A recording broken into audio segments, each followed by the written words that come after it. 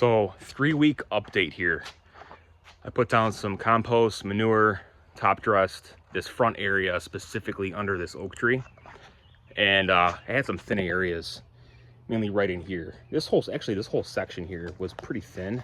And yeah, coming out of winter and dormancy, it can take a little bit to thicken up. But even so, last year, this area was very thin. And now it's looking a lot better. It just looks healthier, it looks fuller, adding, some real organic material to the lawn. I feel like helped big time.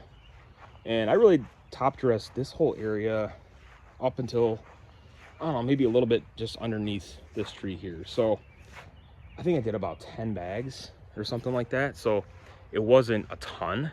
I did a few videos on that, so you have to check that out as well. But I wanted to show you the progress on what the lawn's looking like, which I think is really good.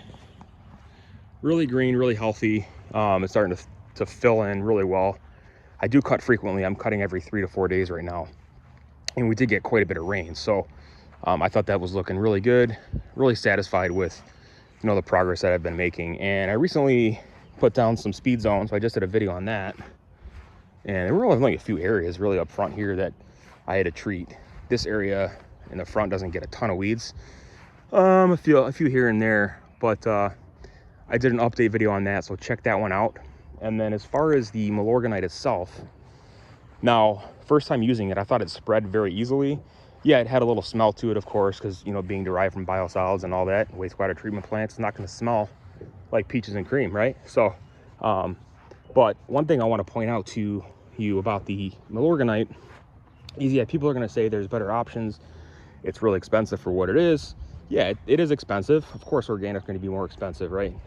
Just the type of ingredients that are in it, right? Versus synthetics. So last year I used, I did some biosolids, biostimulants, and some liquids last year, incorporate that into the regular fertilizer routine.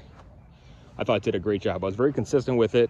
I had excellent results. Not a fan of spraying because I have such a big yard and a lot to really worry about. But as far as the Milorganite itself, so it's been about 3 weeks. We had a lot of rain.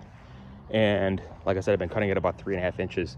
One thing I do notice a little bit differently is that the color doesn't seem to be quite as vibrant, right? It doesn't have that same snap or that bite that a lot of you are looking for, okay? But, that it takes time, especially when you're applying organics. It takes a long time to build up the soil structure and really feed the soil and not just the actual grass itself, because over time that's going to help with a healthier lawn in the long run, which is really what you want.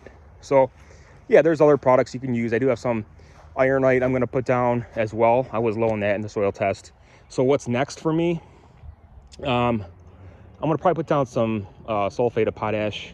I was a little bit low in sulfur the last 2 years, and potassium, so I really want to get something down probably pretty soon here as my next application.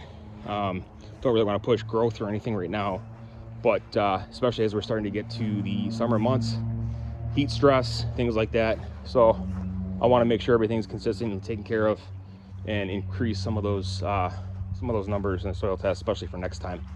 But I don't have irrigation either, so it does make it a little bit harder to water. At least can stay consistent with it, especially in the summertime. So that's it for now. Stay tuned for more videos. We will see you next time.